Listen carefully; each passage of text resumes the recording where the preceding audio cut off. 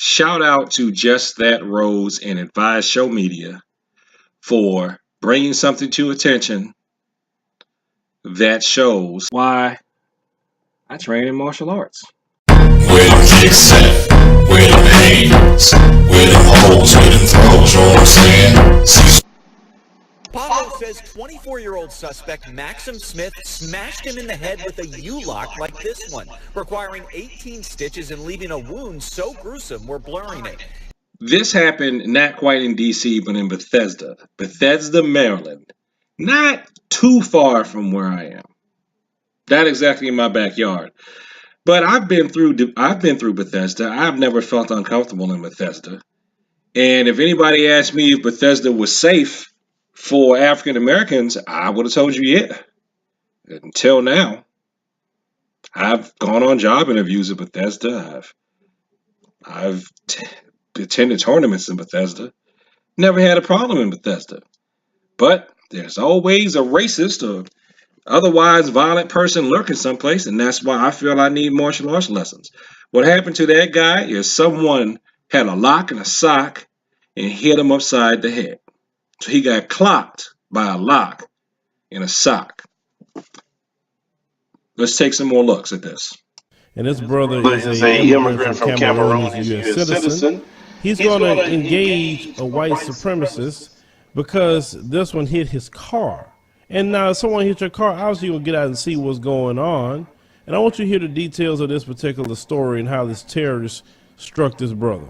I have a scarf that's going to stay on my head for the rest of my life. Cachazo Paho of Bethesda says as he passed a cyclist he'd honked at for blocking M Street, the man hit his car with something. He says as he got out and saw damage, the man kept screaming the N-word. Paho eventually held the man's bike while calling police. I'm holding his bike because he just damaged my property, so I'm holding his bike like you're not going to leave. And that's why he hit you. Paho says 24-year-old suspect Maxim Smith smashed him in the head with a U-lock like this one, requiring 18 stitches and leaving a wound so gruesome we're blurring it. He says Smith yelled the N-word more times than he could count. Smith is now in jail facing a hate crime charge. So it's even worse than I thought. It's Wisconsin and M, an area that I really would think was liberal. I hung out there back in the day. No problems. Didn't feel uncomfortable at all. But apparently, I was wrong. Because someone may hit you in the head with a lock. Because they don't like the color of your skin and because you're holding their bike. See, I think he was holding the guy's bike because the guy hit his car. I can understand why he did that, but when you do something like that to someone, that's going to make somebody who's already unstable go off and try to hit you. And you know, see, I was in DC. It was not too far from. It may have been on M Street, but not as far up as Wisconsin. When I got hit by that Jeep, and of course the person hit, and I'm walking. Person hit me. He just leaves. So I can see why he would think to hold the person's property because that's what they'll do. They'll be in the wrong. I literally hit. My body got hit. And no guilt. Oh, I'm sorry. Drives off. And then the cop shows up and didn't believe what happened to me. Now, was the cop racist? Well, the cop was a brother. So, was he racist? I think the cop was racist. I don't care if the same color as me. He was being racist against me. Even accused me of just wanting to report that I got hit while crossing the street so I could try to get some money. Not because I may have damage that I deal with to this day, and that if it weren't for the martial arts and Jesus, I may not be walking right now. And I'm not the only person that's happened to either. There's a brother that cuts hair in this town I live in, got hit by a car while he was riding a motorcycle. But see, some of these people that hit you, they could be riding a bike and they hit you. They could be driving a Jeep or a car and they hit you, and they think, you know what? Black person, you get hit, I don't care. Now, see, again, I don't put that on all. And like I said, even after I got hit by that car, I mean, otherwise, I've hung out in that area and nobody ever called me the N-word. They never even called me a neighbor. But apparently, Just because it didn't happen to me doesn't mean that it doesn't happen to other people. And it's painful. It's painful to just, first of all, that some individual could think that they have the right to be offensive and they could feel so comfortable with it. This is absolutely a warning sign. Paho's attorney Lee Merritt represented DeAndre Harris, an African-American man beaten during last year's Charlottesville riots. He says D.C. needs to be ready for a planned white nationalist rally this weekend.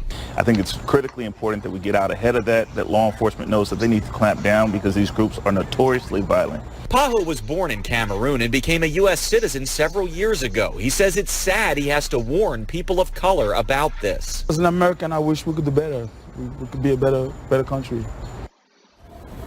This is why every time I do the videos about the white supremacists, I call them the devil that the Bible speaks of, because that's all they know is savagery, all they know is violence and murderous ways, because they follow the lust of their father, the devil.